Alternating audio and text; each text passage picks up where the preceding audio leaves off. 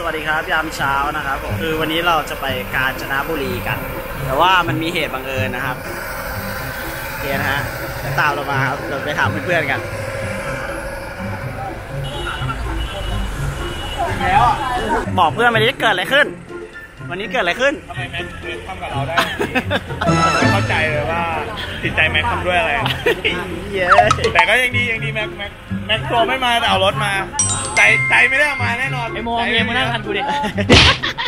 จะได้จกให้กายจกได้ตื่นนะเอาน้ำค้างมากันไหนพูดถึงแม็กหน่อยไม่พูดครับ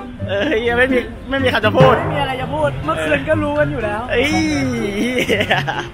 แก๊งแล้วบอกกูแก๊งนี้อะไรเทกูตอนตี 3แก๊งหมาบ้านเลยอ่ะไหนบอกไปดิบอกแม็กหน่อยไม่มีอะไรจะพูดจริงๆเสียแล้วเสียอีกอ่ะไม่เอาอะไรเลยอ่ะไม่เหรอไม่อะไรแล้วอ่ะมึงอะ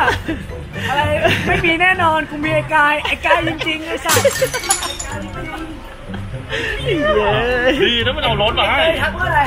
ดีนะมันเอารถมาให้ไม่เป็นไรกูอยู่กับไอ้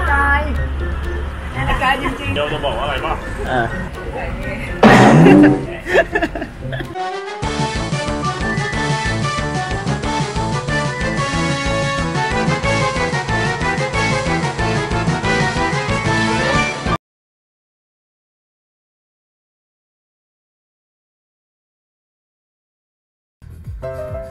ดูวิธีการส่งนะครับผมจะถึงไหมล่ะเฮ้ยว้าวถึงเยอะ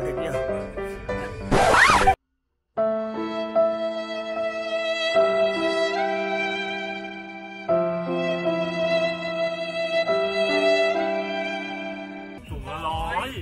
งละ100เลยเหรอก็ไม่ทอนอ่ะทอนไม่ไหวบางทอนยังไงทอนไงอะมด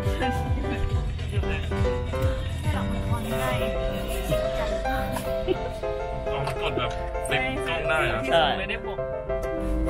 นี่ถุงละ3แบตก็ไม่ได้ไอ้นี่ชาร์จมาใส่ power bank ได้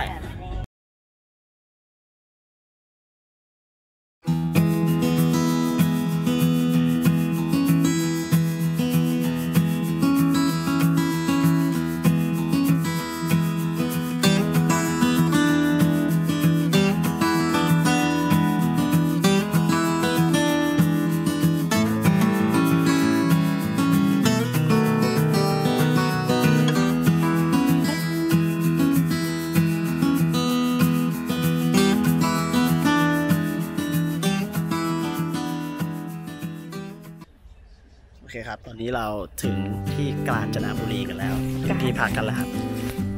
เรามาดูที่พักกันนะอุ้ยทำไมอ่ะมันเป็นใหญ่อ่ะนี่สวยไหมประมาณนี้นะครับเดี๋ยวจะพาไปดูเต็นท์เขามีเต็นท์ให้เช่าด้วยหลังละ400แล้วก็ส่วนค่าข้าว300 บาทใช่ไหมคนละ300ค่าข้าวคนละ300 200ไม่หรอ300ครับแล้วก็ค่าเต็นท์400ใช่เดี๋ยวมาดูนี่เขากำลังกางเต็นท์กันเขาเลือกที่พักเลือกที่ดีที่สุดคือมันร่มนะฮะดูใต้ต้นไม้ฝั่งนี้มันจะแดดแรงมากก็โอเคครับริมน้ำเลยตอนนี้ประมาณ25 องศา9 โมงครับก็ถือว่าเยี่ยมครับขับรถ2 ชั่วโมงนิดๆนะฮะออกมาแต่เช้ารถไม่ติดด้วยแป๊บเดียวก็ถึง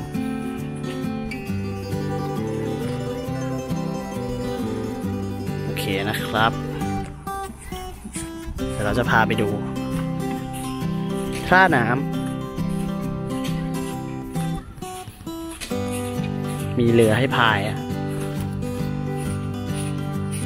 มีกระสนกัน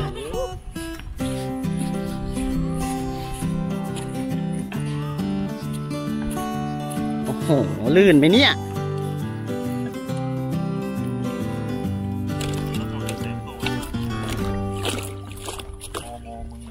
ม ถามพวกครูก่อน อะไรอ่ะ เดินขึ้นมา ใช่เหรอ เขาปวดยังไงวะอันนี้เขาล็อกตายเลยเนี่ย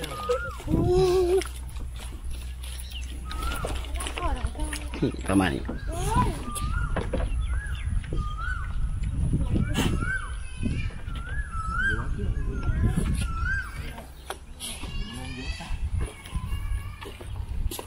โมไปโคลาลัมไป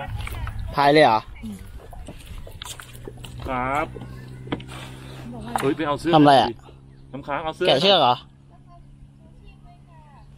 ทำอะไรอ่ะ น้ำค้างเอาเสื้อให้หน่อยเสื้อชูชีพ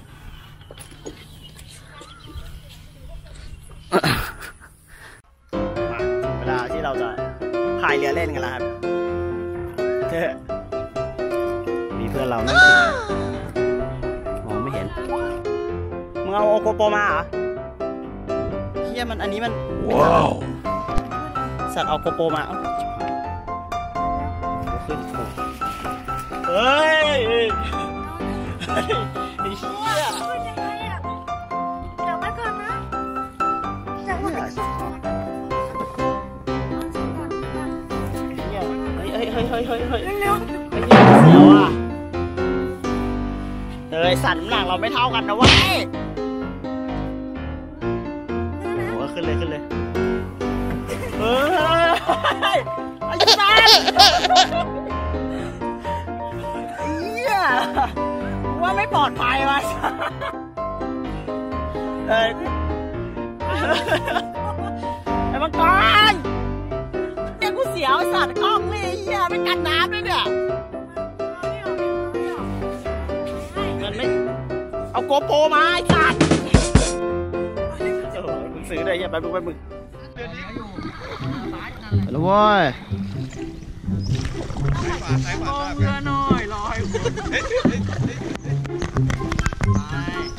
โอ้ยเหี้ยยิ่งไก่ยิ่งเสียวไอโดไปสัตว์ไอเหี้ยมึงดูขนาดเพื่อนกูด้วยไอเหี้ยเรือแม่งเชิดแล้วเนี่ยหน้าเชิดแล้วเนี่ยไม่ได้สวยเลยไอสัตว์ยาฮู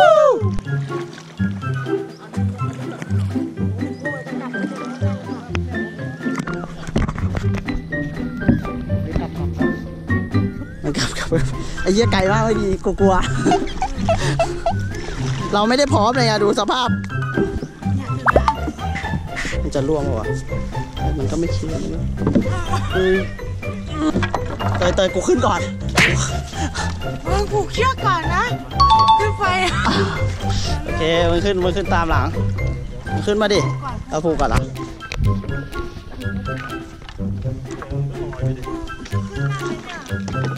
ขึ้นได้ดิไอ้เหี้ยเดี๋ยวเฮ้ยกูผูกเรือกันดิที่ผูกตรงไหนวะเนี่ยสัตว์ทำไมลงได้คนเดียวไปช่วยเพื่อนหน่อยดิ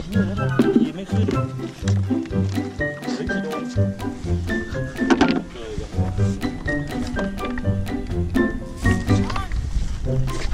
อะไรเรียกจังเลยเนี่ย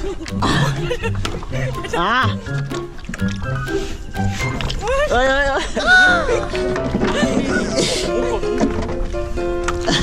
ไอ้มาไอ้สัตว์อะไรขึ้นมาดิเอ้ยเยอะไปเลยสัตว์เ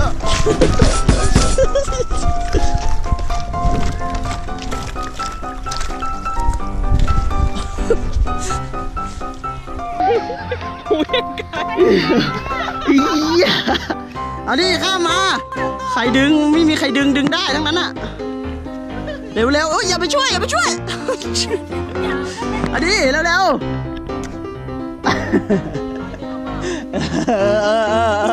เฮ้ยมาดึงมา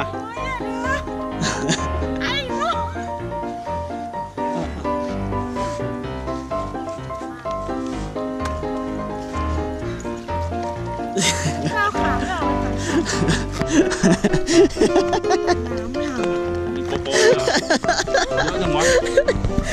มีทุกอย่างไอ้สัสเรามาดูนะครับมีเพื่อนหลับ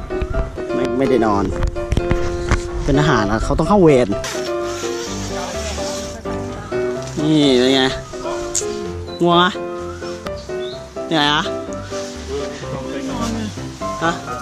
ไม่ร้อนเหรอวะร้อนปะเนี่ยถามจริงมึงไม่เปิดหน้าต่างอ่ะ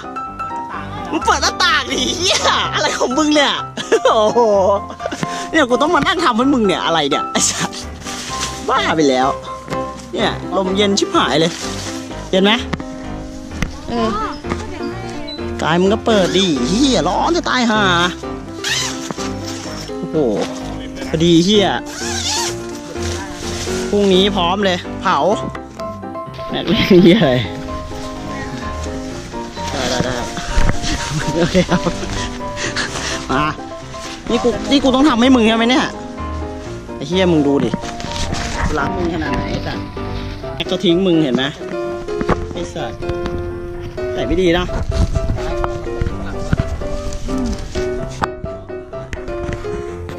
มึงก็เปิดหน้าต่างดิเนี่ยไปกี่โมงอ่ะ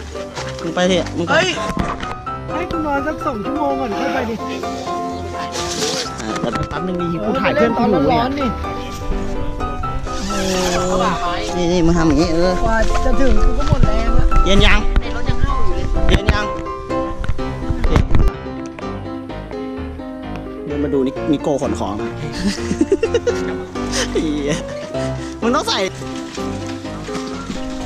มาดูนี่ครับนอนอันที่เป็นภรรยาเฮียถือกล้องตัวโคตรใหญ่เลยไหนอะเขาอ้วนเหรอกล้องหรือนมเขาดู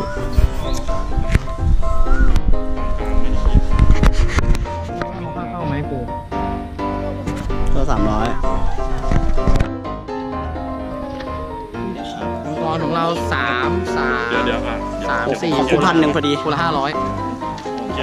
ของกู1,000อ่ะพอดีพยักหน้านี่คือเซนค่าข้าวกับค่าเต็นท์กูอ่ะ1,000พอดี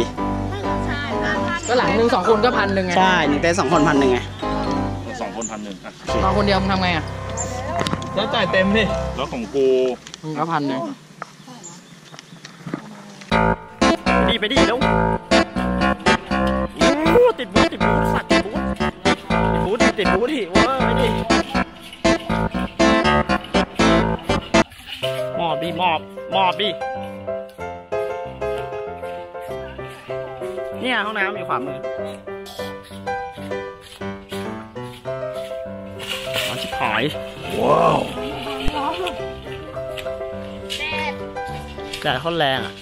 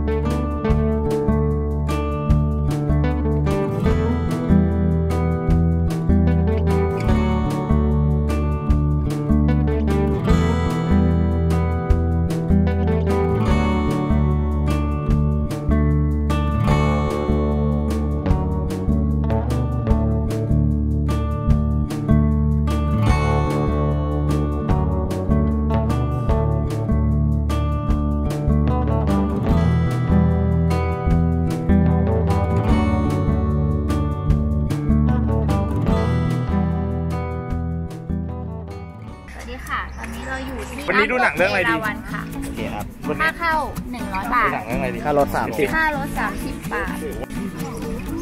มองเห็นลูกตากูปะให้หน้าสัตว์ตามหาแหวนนะไอ้โดมจะขึ้นเปล่านี่ไงอุทยานแห่งชาติมี4 ปีด้วยที่จะขึ้นก็ได้ไปดิขึ้นก็ได้4G เด้อที่นี่นะคะมี4G รองรับสำหรับ True Cash นะคะใช้ True Cash ขึ้นไปลงวะมีบริการไปถ่ายรูปกับป้ายกัน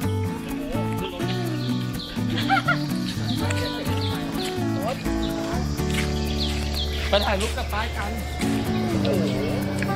แม่มิส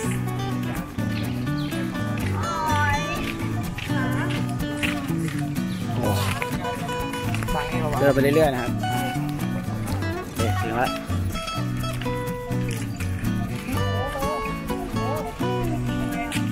คืออะไรคืออะไรวะ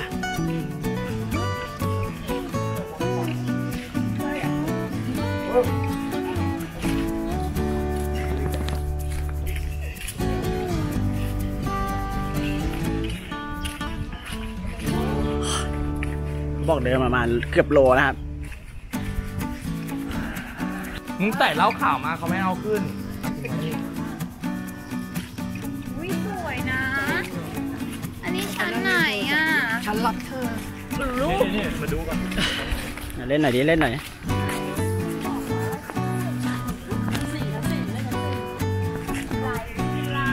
ไปมาหมดแล้ว ช่วงน้ำไม่มีอย่าง เที่ ที่ ยมีปลาไม่น่าเล่นเลย มันมีหมดทุกชั้นเลยตัวใหญ่อย่างเงี้ย แล้วมีคนตายไหมอ่ะ มึงเอาเมียมไปเก็บดิ อีเหี้ยมีคนตายเฉย พระกูอะหลวงพ่ออะไรวะ อ่ะลองดู หายไปเนี่ยชั้น3 หายเพราะ ที่เป็นในเนี่ยครับ เนี่ยแล้วก็ไปนอนเป็นกินนารีอยู่ กูกระโดดแล้วมันไหลเราจะคอไป จริงๆกูพูดเรื่องจริง เอเจนซี่อ่ะ โอ้ยเหี้ยคน เดินเรื่อยๆเราไม่ได้แบบ ทำไมมันเดินไกลจังวะ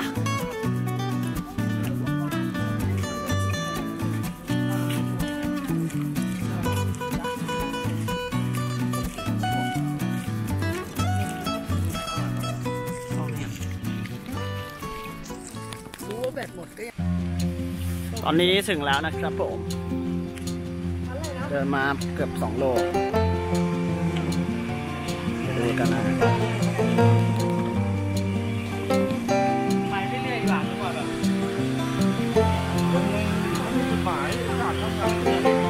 ไม่ต้องมีไปเรื่อยๆนี่จะสูงทุกโมงเนี่ยก็เหนื่อยก็พอหยุดไป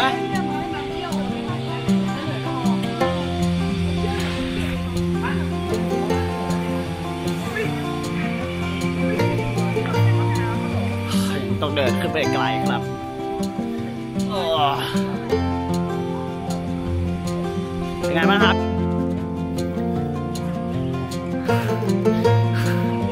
ก่อนไม่เหนื่อยนะ แต่ทางมันดีแล้วไม่ใช่เหรอ เดินทางมันดีเกินไป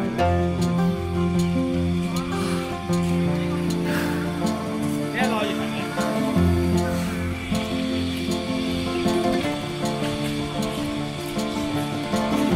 นี่แค่ชั้นแรกเองนะประมาณนี้นะครับ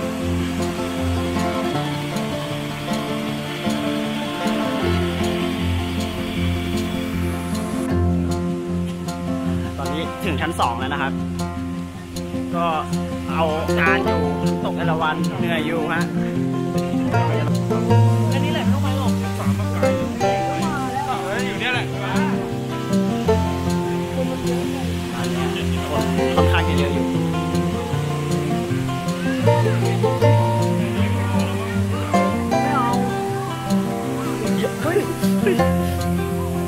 เอาไง ไปต่อปะเฮ้ยลุยดิลุยปะไปชั้น 3เนาะต้องถามเตยไหวป่ะชั้น 3ชีวิตต้องสู้นะแล้วก็ดีนะคือรูปจำลองว่าเราต้องขึ้นไปกี่ชั้นมันมี7 ชั้นนะฮะมีรูปภาพมาประมาณนี้ชั้น 3นะครับ4 5 6 7เดี๋ยวดูว่าจะไปได้กี่ชั้นโอเคไปทางขึ้น